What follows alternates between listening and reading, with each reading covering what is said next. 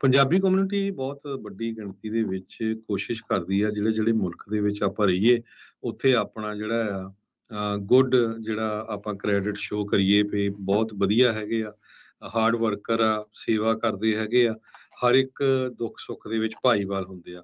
ਪਰ ਕਈ ਜਿਹੜੇ ਗੰਦੇ ਆਂਡੇ ਆ ਉਹ ਫੇਰ ਪੰਜਾਬੀ ਕਮਿਊਨਿਟੀ ਨੂੰ ਬਦਨਾਮ ਕਰਦੇ ਹੈਗੇ ਆ।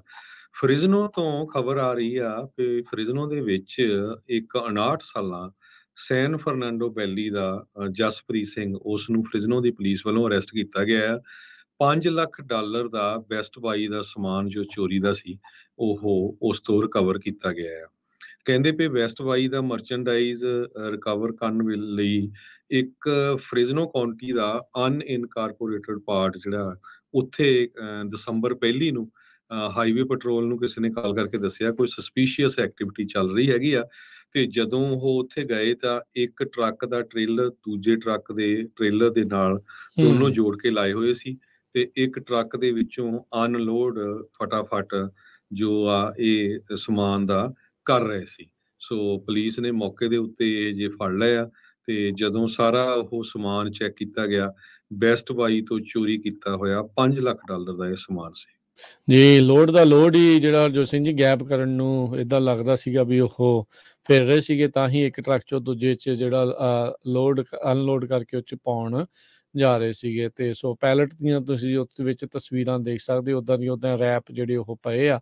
ਤੇ 59 ਸਾਲਾ ਜਸਪ੍ਰੀਤ ਦਾ ਜਿਹੜਾ ਇਹ ਪੁੱਠਾ ਜਿਹੜਾ ਉਹ ਕਰ ਰਿਹਾ ਆ ਤੇ ਇਸ ਟਾਈਮ ਇਸ ਨੂੰ ਫ੍ਰਿਜ਼ਨੋ ਕਾਉਂਟੀ ਜੇਲ੍ਹ ਦੇ ਵਿੱਚ ਕਾਰਗੋ ਥੈਫਟ ਦੇ ਚਾਰਜਸ ਦੇ ਅਧੀਨ ਹਿਰਾਸਤ ਦੇ ਵਿੱਚ ਰੱਖਿਆ ਗਿਆ ਹੈਗਾ। ਸੋ ਬਹੁਤ ਮੰਦਭਾਗੀ ਗੱਲ ਆ, ਮਾੜੀ ਗੱਲ ਆ ਕਿ ਅਮੀਰ ਜਿਹੜਾ $5 ਲੱਖ ਦੇ ਨਾਲ ਏਡਾ ਕਿਹੜਾ ਜਿਹੜਾ ਹੋ ਜਾਣਾ ਸੀ। ਭਾਈ ਵੇਚਣਾ ਵੀ ਪੈਣਾ ਆ, ਇੱਦਾਂ ਕਰਨਾ ਉੱਦਾਂ ਕਰਨਾ, ਝੱਟ ਦੇਣੀ ਨਾਲੇ ਦੇਖੋ ਫੜ ਹੋ ਗਿਆ ਤੇ ਬਾਕੀ ਕੌਮ ਦੀ ਬਦਨਾਮੀ ਵੱਖਰੀ। ਪੰਜਾਬੀ ਕਮਿਊਨਿਟੀ ਬਹੁਤ ਵੱਡੀ ਗਿਣਤੀ ਦੇ ਵਿੱਚ ਕੋਸ਼ਿਸ਼ ਕਰਦੀ ਆ ਜਿਹੜੇ ਮੁਲਕ ਦੇ ਵਿੱਚ ਆਪਾਂ ਰਹੀਏ ਉੱਥੇ ਆਪਣਾ ਜਿਹੜਾ ਗੁੱਡ ਜਿਹੜਾ ਆਪਾਂ ਕ੍ਰੈਡਿਟ ਸ਼ੋ ਕਰੀਏ ਵੀ ਬਹੁਤ ਵਧੀਆ ਹੈਗੇ ਆ, ਹਾਰਡ ਵਰਕਰ ਆ, ਸੇਵਾ ਕਰਦੇ ਹੈਗੇ ਆ, ਹਰ ਇੱਕ ਦੁੱਖ ਸੁੱਖ ਦੇ ਵਿੱਚ ਭਾਈਵਾਲ ਹੁੰਦੇ ਆ। ਪਰ ਕਈ ਜਿਹੜੇ ਗੰਦੇ ਆਂਡੇ ਆ ਉਹ ਫੇਰ ਪੰਜਾਬੀ ਕਮਿਊਨਿਟੀ ਨੂੰ ਬਦਨਾਮ ਕਰਦੇ ਹੈਗੇ ਆ। ਫਰਿਜ਼ਨੋ ਤੋਂ ਖਬਰ ਆ ਰਹੀ ਆ ਕਿ ਫਰਿਜ਼ਨੋ ਦੇ ਵਿੱਚ ਇੱਕ 59 ਸਾਲਾਂ ਸੈਨ ਫਰਨਾਂਡੋ ਵੈਲੀ ਦਾ ਜਸਪ੍ਰੀਤ ਸਿੰਘ ਉਸ ਨੂੰ ਫਰਿਜ਼ਨੋ ਦੀ ਪੁਲਿਸ ਵੱਲੋਂ ਅਰੈਸਟ ਕੀਤਾ ਗਿਆ ਹੈ। $5 ਲੱਖ ਦਾ ਬੈਸਟ ਬਾਈ ਦਾ ਸਮਾਨ ਜੋ ਚੋਰੀ ਦਾ ਸੀ ਉਹ ਉਸ ਤੋਂ ਰਿਕਵਰ ਕੀਤਾ ਗਿਆ ਹੈ। ਕਹਿੰਦੇ ਵੀ ਬੈਸਟ ਬਾਈ ਦਾ ਮਰਚੈਂਡਾਈਜ਼ ਰਿਕਵਰ ਕਰਨ ਲਈ ਇੱਕ ਫ੍ਰਿਜ਼ਨੋ ਕਾਉਂਟੀ ਦਾ ਅਨਇਨਕਾਰਪੋਰੇਟਡ ਪਾਰਟ ਜਿਹੜਾ ਉੱਥੇ ਦਸੰਬਰ ਪਹਿਲੀ ਨੂੰ ਹਾਈਵੇ ਪੈਟਰੋਲ ਨੂੰ ਕਿਸੇ ਨੇ ਕਾਲ ਕਰਕੇ ਦੱਸਿਆ ਕੋਈ ਸਸਪੀਸ਼ੀਅਸ ਐਕਟੀਵਿਟੀ ਚੱਲ ਰਹੀ ਹੈਗੀ ਆ। ਤੇ ਜਦੋਂ ਉਹ ਉੱਥੇ ਗਏ ਤਾਂ ਇੱਕ ਟਰੱਕ ਦਾ ਟ੍ਰੇਲਰ ਦੂਜੇ ਟਰੱਕ ਦੇ ਟ੍ਰੇਲਰ ਦੇ ਨਾਲ ਦੋਨੋਂ ਜੋੜ ਕੇ ਲਾਏ ਹੋਏ ਸੀ ਤੇ ਇੱਕ ਟਰੱਕ ਦੇ ਵਿੱਚੋਂ ਅਨਲੋਡ ਫਟਾਫਟ ਜੋ ਆ ਇਹ ਸਮਾਨ ਦਾ ਕਰ ਰਹੇ ਸੀ। ਸੋ ਪੁਲਿਸ ਨੇ ਮੌਕੇ ਦੇ ਉੱਤੇ ਜੇ ਫੜ ਲਿਆ ਤੇ ਜਦੋਂ ਸਾਰਾ ਉਹ ਸਮਾਨ ਚੈੱਕ ਕੀਤਾ ਗਿਆ ਬੈਸਟ ਬਾਈ ਤੋਂ ਚੋਰੀ ਕੀਤਾ ਹੋਇਆ $5 ਲੱਖ ਦਾ ਇਹ ਸਮਾਨ ਸੀ।